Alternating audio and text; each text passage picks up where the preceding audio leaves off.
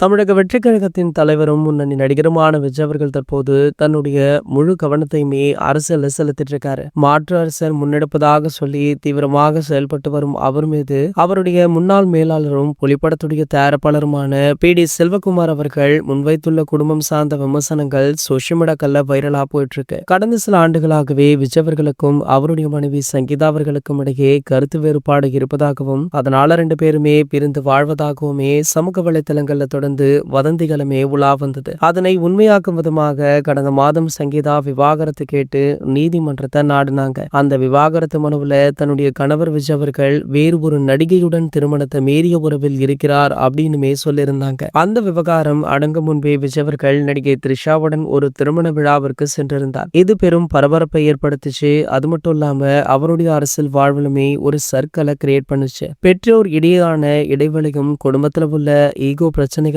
Jason சஞ்சயோடைய திரைப்பயணத்தை பாதித்திருப்பதாக சொல்லியிருக்காரு. அதாவது Jason Sanjay அவர்களுக்கு இயக்குனராக விஜய் அவர்கள் எந்த விதத்திலுமே உதவி பண்ணலையா. சோ இத முக்கியமாக சுட்டி காட்டியிருக்காரு பி.டி. செல்வகுமார். ஆனால் உண்மை என்ன அப்படின்னு கேட்டீங்கன்னா விஜய் அவர்கள் செய்தது அதுதானாம். ஆனாலும் அவருடைய நோக்கம் வேறு அப்படின்னு சொல்லப்படுது. அதாவது என்னுடைய தந்தையால தான் நான் சினிமாவுக்கு வந்தேன். தற்போது வரைக்குமே விஜய் அவர்கள் அவருடைய அப்பாவால தான் வந்தார் அப்படின்னு பல கருத்துக்களுமே இருந்தது. சோ அதே போல ஜேசனுக்கும் ஆகிவிடக் கூடாது அப்படின்னு தளபதி விஜய் அவர்கள் அவருடைய பட விஷயங்கள் எதுலயுமே தலையிடுறது கிடையாது. சோ மேலும் பாத்தீங்கன்னா விஜய் அவர்கள் இப்படி செய்வது ஜேசன் சஞ்சய்க்கே பிடிக்கவில்லை அப்படின்னு சொல்லப்படுது. மேலும் இது போன்ற சினிமா செய்திகளை பத்தி நீங்க உடனே தெரிஞ்சுக்க நம்மளுடைய சேனலை மறக்காம சப்ஸ்கிரைப் பண்ணிக்கோங்க.